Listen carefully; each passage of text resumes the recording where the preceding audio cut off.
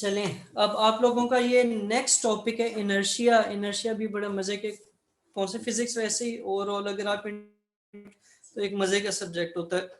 Inertia के बारे में वो कहते हैं कि सबसे पहले जो एक फिलोसफर था, साइंटिस्ट था, गैलीलियो, उसने ऑब्जर्व किया कि क्या ऑब्जर्व किया कि जो it is easy to move और sorry it is easy to move और stop light objects than heavier ones, कि अगर कोई चीज बड़ी हो उसको मूव करना भी आसान होता है और उसको रोकना भी आसान होता है। इसी तरह अगर कोई हैवी, हाँ क्या कह रही हो? कुछ नहीं।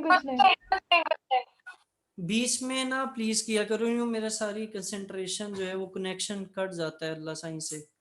अच्छा, it is easy to move और to stop light objects than heavier objects, कि अगर आप हल्के ऑब्जेक्ट को मूव करते हैं या स्टॉप करते हैं तो उसमें आपको ज्यादा एफर्ट करने की जरूरत नहीं पड़ती, बल्कि एक आसान काम होता है बनिस्बत आप किसी हैवियर ऑब्जेक्ट को मूव करें। इसकी एग्जांपल भी ढेर सारी हो सकती है, क्या ढेर सारी देनी है, जो दी हुई उन्हीं को यूटिलाइज करते हैं। कि जब नीला बच्चा क्या रोक रहा था, बॉल को रोक रहा था, तो उसे कुछ नहीं हुआ था, बड़ी आसानी से उसने रोक ली थी। लेकिन जब उसके ऊपर गाड़ी फेंकी गई तो वो खुद बेचारा नहीं रहा, गाड़ी रहेगी वो नहीं रहा, तो उसे स्टॉप करना पॉसिबल नहीं था। तो जब हल्की चीज किसी चीज के तरफ फेंकी जाती है तो उसे रोकना आसान होता है, या हल्की चीज को मूव करना भी आसान होता है। ये है किसी को मार के देख लेते, लेकिन आप लोग बीच में बैठे हुए हैं, वरना मार देता कब का।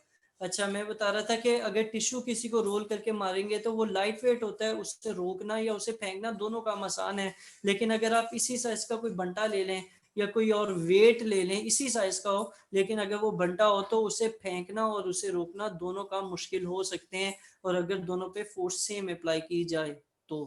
ठीक है, तो ये कुछ आपके इनर्शिया से। अच्छा, इनर्शिया अब क्या चीज होती है ये समझते हैं। गलीलियो की इस बात करने के बाद न्यूटन साहब ने सोचा और ये कंक्लूजन दिया कि हर बॉडी रेजिस्ट करती है कि अगर वो रेस्ट पर है या मोशन पे है, स्ट्रेट लाइन पे है, तो वो उसकी जो स्टेट है वो चेंज ना हो। यानी अगर कोई मोशन में है तो वो कोशिश करता है मैं मोशन में रहूं और मुझे कोई ना रोके, और अगर कोई रुका हुआ है तो वो कोशिश करता है मैं रुका ही रहूं और मुझे कोई चलने पर मजबूर ना करे। यही हालात हम इंसानों के भी हैं। जब हम लोग किसी नई चीज को हमें सिखाया जाता है, एफर्ट करने का कहा जाता है, तो हम आखिरी हद तक कोशिश करते हैं कि जो हमारी पहले रूटीन है उसे डिस्टर्ब हम ना करें, तो वो हमारे लिए अच्छा भी नहीं होता। तो इनर्शिया बेसिकली ढिठाई का दूसरा नाम है।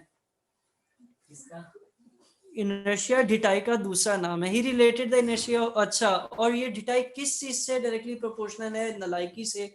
लेकिन उसके अलावा जो हम ऑब्जेक्ट्स की इनर्शिया की बात कर रहे हैं, तो इनर्शिया ऑफ बॉडी जो है ये मास के ऊपर डिपेंड करता है कि जिस चीज का मास या वजन ज्यादा होगा उतना ज्यादा उसका इनर्शिया होगा। ठीक है, ये एक इंपॉर्टेंट पॉइंट है। अब आ जाते हैं इनर्शिया की प्रॉपर डेफिनेशन के ऊपर। तो इसकी प्रॉपर डेफिनेशन ये है कि inertia of body is the property due to which it resists any change in its state of rest or motion, कि अगर कोई बॉडी जो है वो रेजिस्ट करती है अपने अंदर चेंज आने को, अगर वो रेस्ट पर है या मोशन में है, तो इस प्रॉपर्टी को नाम दिया जाता है किसका? इनर्शिया का। ठीक हो गया। अच्छा, ये इनर्शिया की डेफिनेशन थी। अब नीचे उन्होंने एक डायग्राम बनाई हुई है। यहाँ पर एक ब्लू कलर है, एक ग्रीन है, एक येलो और एक रेड है। इनमें अगर आप ब्लू को देखते हैं तो ये जब चलना शुरू करेंगे, ये चलना शुरू किया तो सबसे आगे कौन सा गया? येलो वाला, फिर ब्लू था, फिर रेड था, और एंड पे जो है वो सबसे कम वजन वाला ग्रीन कलर का था। ठीक है, अब इनमें सबसे आगे येलो क्यों गया? क्योंकि जो येलो वाला है ना, वो जैसे बंटा होता है कि उसके अंदर भी वो मटेरियल भरा हुआ होता है, सॉलिड एक स्फेयर होता है, उस तरह का जो ये रेड वाला है उसके अंदर हवा है। वो जैसे फुटबॉल हो गई कि साइज बड़ा है लेकिन वजन इतना नहीं है। तो इनमें जिसका वजन ज्यादा है वो ज्यादा दूर तक मूव कर रहा है, और जिसका वजन कम है वो इतनी दूर तक मूव या इतनी तेजी से मूव नहीं कर रहा। ठीक है, ठीक है। अच्छा, इसको समझने के लिए यहाँ पे दो और एग्जांपल्स दी हुए हैं कि अगर आप ये जो सामने अरेंजमेंट है, ये वाली अरेंजमेंट करते हैं कि किसी ग्लास के ऊपर कोई गत्ता रखें, गत्ते के ऊपर कोई सिक्का रखें, और सिक्का जो है वो महंगा वाला हो तो अच्छा है, क्योंकि जो सस्ते वाले सिक्के हैं वो बहुत हल्के फुल्के बेचारे, वो पता नहीं कहाँ से कहाँ पहुंच जाएगा। तो इसके ऊपर कोई पत्थर रख लें या सिक्का ही रखें, और तेजी से कार्डबोर्ड को हटाएं तो ये सिक्का कहाँ जाएगा, कार्डबोर्ड के साथ हटेगा?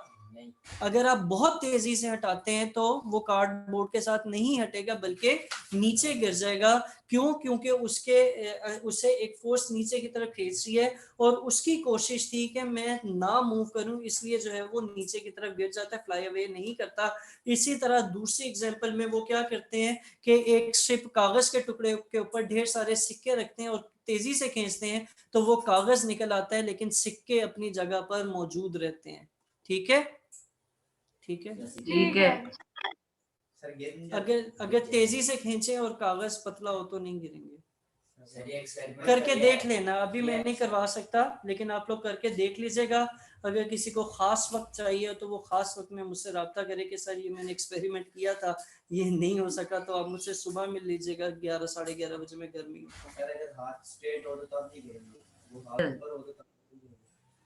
इसको बैठ के डिस्कस करेंगे इंशाल्लाह।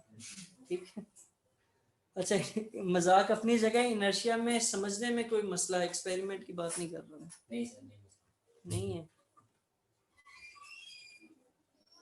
एमन हुसैन नहीं है।